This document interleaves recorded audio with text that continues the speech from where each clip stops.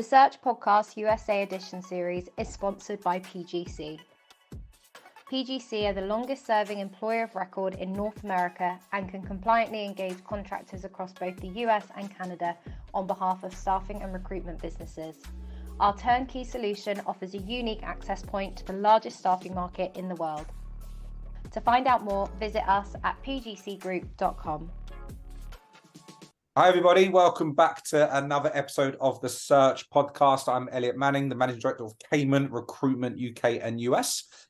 New episode for the month of October. Got a very, very special guest with me who I met with recently in New York. But Rachel, I'll let you introduce yourself.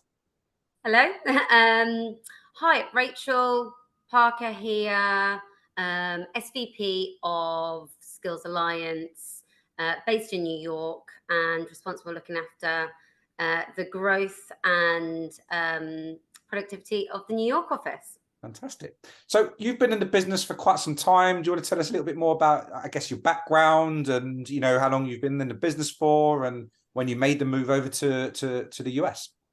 Yeah, I've been in life science recruitment for around 12 and a half years, I think it is, something like that. I say the same number and obviously time goes by, so it's probably slightly different now, it's probably more. But a while, all within life science recruitment and across two different companies. Entry into, I guess, the industry quite some time ago on the permanent recruitment side within an area called medical communications, which is an area I always specialised in. And then from a principal, so I think 2006, 2007 onwards, so 7.5 years now with Skills Alliance. And that's been, I joined them as a principal recruiter, a very green principal recruiter, I would say, in London, specialising in medcoms perm recruitment, and then had many a transition internally, perm recruitment, contract recruitment, from principal up till managing a team of between 10 and 14 people. And then in May, I think it was, of 2023, myself and two principals actually, from the London office relocated over to New York, where we launched or relaunched, let's say, our New York and East Coast staffing business. So you guys have been over there for quite some time anyway, probably one of the originals, if you like, I would like to say, before everyone else started to get themselves over to the States. So you've got a fantastic reputation, but am I right in saying that the business has always been kind of operating from the UK to the US anyway? So regardless of how long you've physically been there, it's always been you've always had a really strong footprint in the States. Yeah, and that's probably maybe one of the misconceptions of we're here in New York, we arrived in May, we're based out of like this office in FIDI, that people might get a little bit misconstrued. We've been, as a business, operating in the US for years. And like, to give you a bit of context, I myself have been managing a team for the last 3 to 4 years who all were hired specifically to do the US market. So two of the individuals that came over with me, fantastic people, have almost only ever recruited for the East Coast US market. And that's since they joined the business as graduates years ago. So although we are boots on the ground here and that's all very new, the only thing that's really changed for the people that have relocated over, myself included, is where we are based. We've actually been working with clients either based in New York or on the East Coast for years. So now we just get to meet them in person as opposed to having a Zoom like this or a Teams. Or take them out for a drink, which is even better. So that was one of my next questions is where you've done it from the UK for X amount of time, you know, being now physically on the ground in the States, you know, which I'd love to get into a bit more, but like, what difference it makes as a recruiter, as a leader, being physically there against, only being able to pick up the phone, I guess. Yeah, initially, I for one reason or another, we always knew that it was going to be different from a perspective of we're able to now meet our clients, for example, and we're able to therefore drive the relationship and probably the trust further, because once you meet somebody face to face, you automatically get another level of trust, I think. One thing that we've really found is just how much more you can get done in a day. Obviously, we all know that, right? Theoretically, like we are with the time difference, you can even just work solely US hours, but still the amount that we can get done has just, I would say it's more than doubled, actually. And so the results, the turnaround from that, everything happens a lot quicker because of it. And like I said, we were doing US hours from the UK, but everybody kind of works a little bit, you'll send an email here and there, you'll pick up a call later or earlier, whatever it might be. And doing that over here just means we get way more done. So yeah, it's such a valid point.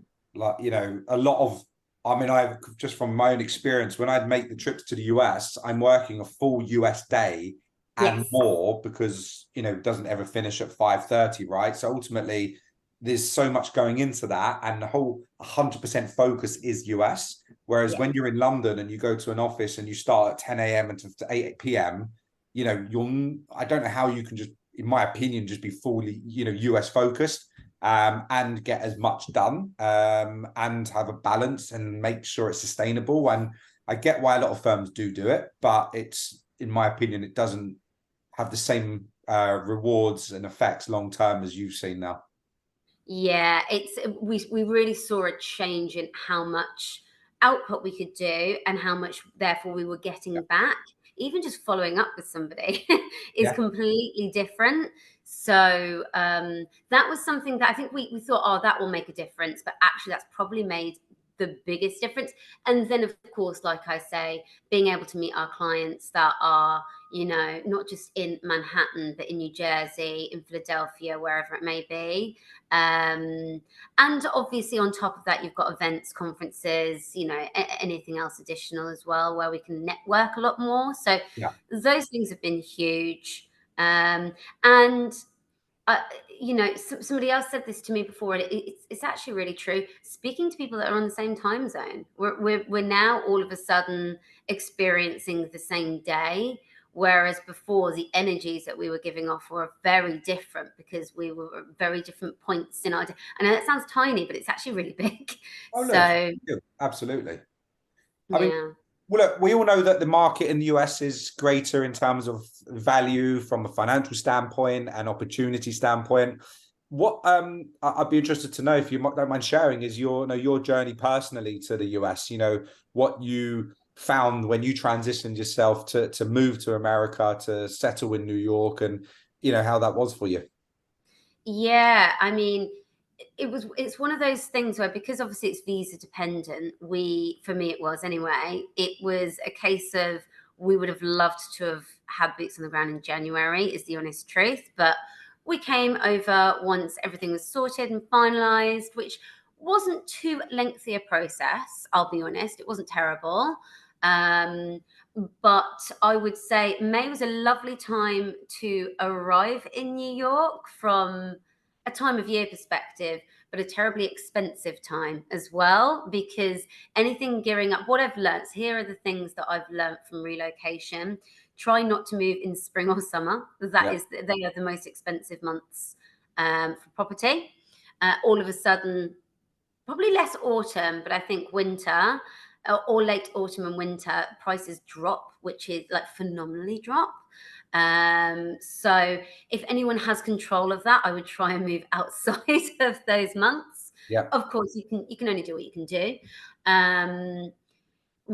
It's expensive. It's incredibly expensive city. I've been very fortunate to visit New York, both on business and pleasure, probably about 8 times previously, which I wouldn't say is a lot, and I wouldn't say it isn't very much, but I've always felt like I've had a really good understanding of knowing my way around and knowing what the culture and the place is like.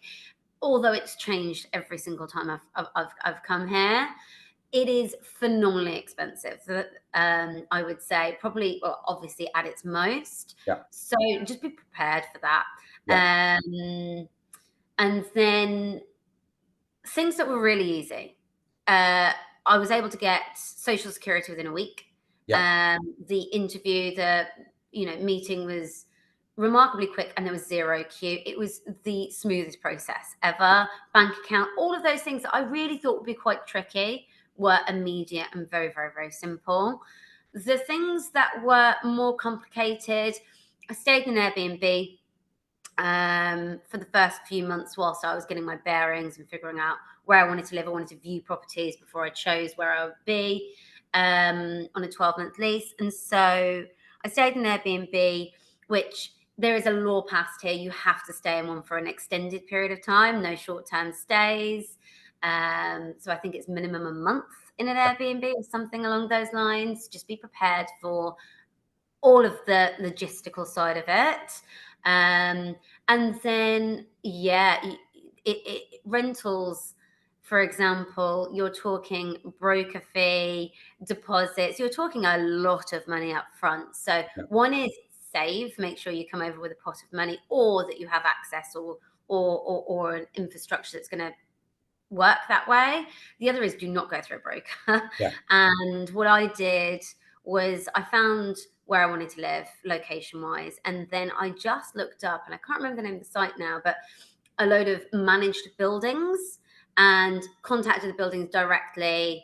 And then they'll invite you over and you can do a look round, and you basically pay no agent fees. I would highly recommend somebody does that, because the fees are between 12 and 15% of your annual of your annual rent, which is a lot. Yeah. So New to me, I never knew that. Yeah. So, and it was something that, I had a finite amount of time to find somewhere. So it took me a while to find that piece of information out. Once I found it out, then it was all guns blazing, and I was able to move forward really quickly. And then there's a lot of buildings that will do incentives to fill them, especially new buildings, where they will completely veto the deposit altogether, or they'll minimize it. So there's things like that that I think are really important, that would be really helpful for someone to know.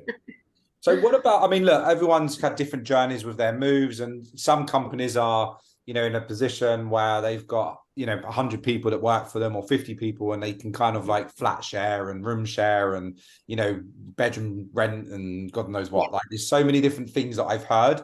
What you've said is really, really interesting. I didn't know that was the case. So for those listening into this podcast, and thinking about their move over there, definitely take this into consideration, because, it's valuable information.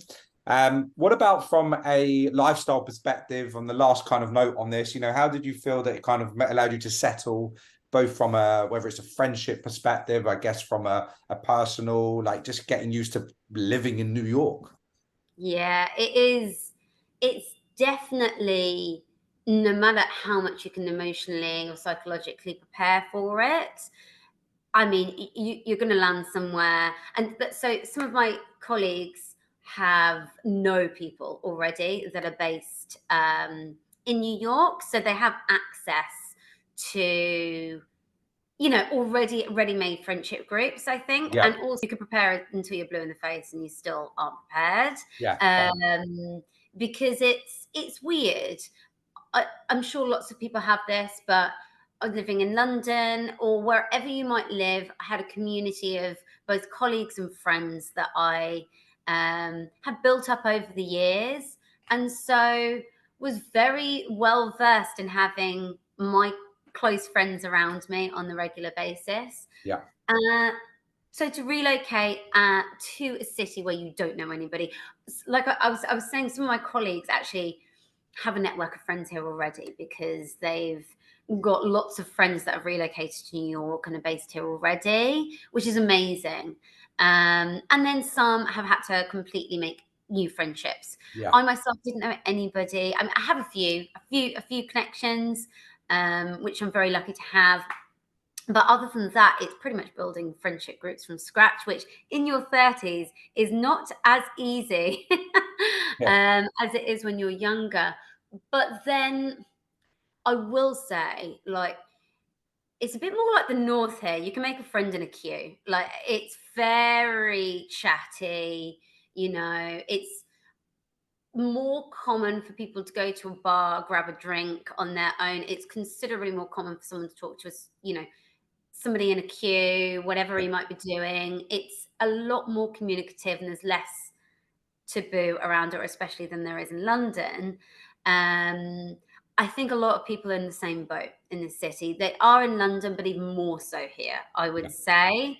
There are also Facebook groups. There's apps called Meetup, for example, that are designed to create social groups around hobbies that you love, around just, sort of, whether it's cycling, running, whether it's just a meetup, whether it's to do with if you've got a dog. I myself have a dog, whatever it might be, so that you can meet up people that are in a similar situation, and hang out, and then maybe make friends from there. So it is a lot easier, I would say, to do that here than I would have said it is in London. Saying that, I knew lots of people in London, so I didn't have to go through that experience. I had a guy called one of the guests on the podcast called Hayden. He's in New York, and I literally just said to him like about the friendship thing. He went over there knowing nobody.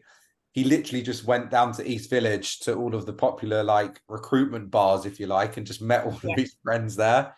And that was his answer. I mean, when you're in a position of, I suppose, I think he's in his maybe mid-20s or something, and he just wanted to go out every night and just kind of have that kind of lifestyle. But ultimately, he just met a load of recruiters that work on a load of British firms, and it was very different. But then I've met a guy called Samir, he's coincidentally again in New York, and he said something very similar to you, and he really kind of found it quite tough, and quite lonely, and he really had to put himself out there to make friends. And if you go over to New York and you don't put yourself out there and you're not in a position, then that may end up happening. But most recruiters have got a personality that doesn't really give them that, so it should be. Fortunately, we tend to be a social bunch, exactly. Which is really good. But also, organic as well. Like, for example, I was at the park, literally walking my dog in my lunch break, and I was chatting to a guy that had relocated from the UK last year over to New York and was living on the upper west side, and was having a good chat, and that ended up turning into him introducing me to a WhatsApp group full of loads of people that have made the same move, and scheduling a night out. So it can happen organically as well as using all these apps as well. So it very much depends on what you're interested in, but it's very doable. You just you've got to be willing to put yourself out there. Absolutely. Well, thank you for sharing all of that personal insight to it. I mean, tell me, well, let's go back onto the business now. Where are you at with the team, the office? Like, what's the plans? What's the goal now that you're there? What do you intend to achieve? And for those listening in and in your market, and potentially looking for a move over to the States, what could they expect to see? So we've got, as it stands, we have myself and a couple of my colleagues from the London office that are based in our New York office. We've just hired somebody from a junior level who's based in New York, and now we're in the process of hiring experience. So what we want to do is we are open to relocators statewide, relocators from the UK, but specifically we really want to hire local talent, local experienced talent in the life science market across either contract or perm. So that's what we're doing right now. We have a couple of vacancies open, actively interviewing for 360 billers that want to come in. And what we really are looking for, so we're a small office as it stands in a period of growth. We're a PE-backed life science recruitment company. So we have investment, and the strategic goal of the business over the next 3 to 4 years is growth, both by organic growth and growth by acquisition. But what we want to make sure we do is not only do we bring talent into the business, but then we nurture that talent. We develop that talent and we give that talent career opportunities. So what we want is to hire experience into the office, somebody who's looking to build, and then also looking to build a team around them. We then want to build that team around them and get them to a point where they pretty much run a business unit. And then the sky's really the limit in terms of, there's me in the East Coast, so my position as SVP, and then there's really career opportunities for somebody to not only build that team, but then run with it, not just in New York, but across the East Coast and then potentially across the US. The reason I relocated over here is because I was very happy, very settled, great career progression.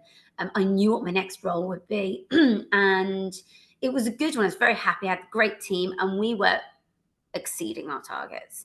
Yeah. So the reason I moved was for career opportunity and no glass ceiling. And also exposure to things I hadn't had exposure to, the risks, the periods where you go through extreme growth. Yeah. And that's really the exact opportunity that we have for somebody else coming into the business.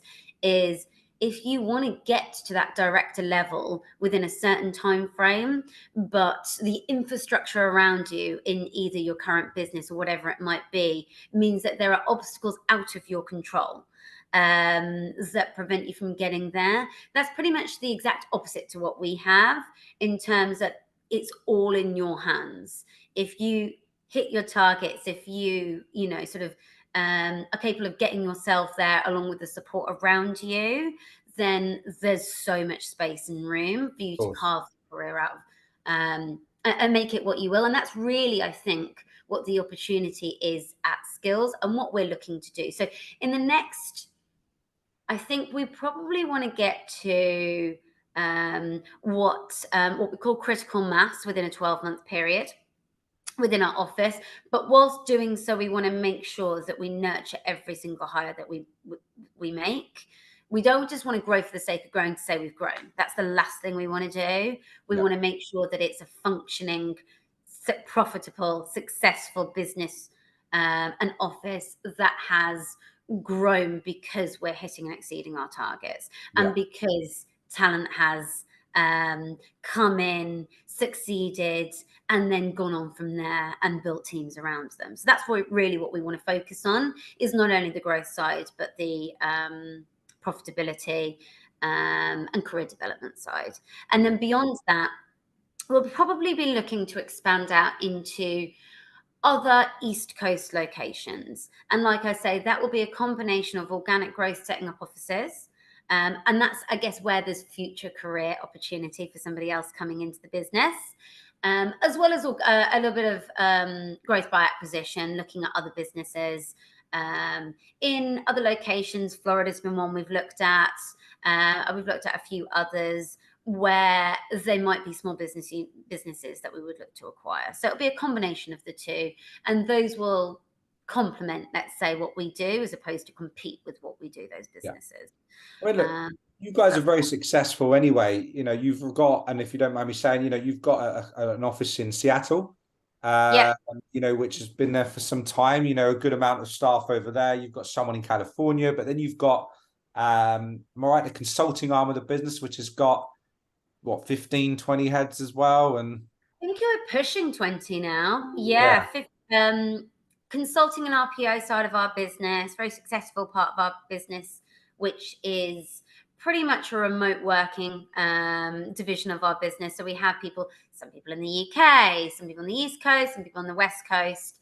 So our actual US business is probably a little bit larger than people think in terms of the headcount. Yeah. Absolutely. Look, and ultimately, as you said, years behind of doing it anyway. I think the New York side of it, with you being there now and the growth that you envisage for the team and the plans to bring a lot of people in, life sciences in general has been a very, very buoyant market. And, just like the energy sector has just been one of the most highest rewarding industries for the last for years now, regardless of COVID, regardless of the unfortunate market circumstances this year, your space has been very, very strong. And from what you've said, I can see it just growing extremely well over the next 12 months, 24 months, and so on. But again, with the right people. Yeah, it's all about the people.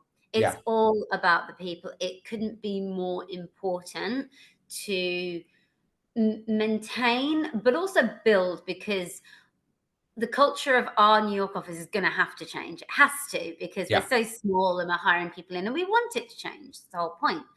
And so nurturing that and maintaining a positive working environment it could not be more important. So the people, the culture is one of the most important things. And I actually think it's one of the reasons why a lot of people join Skills Alliance, is because we put so much emphasis on the people. We are not a churn and burn business.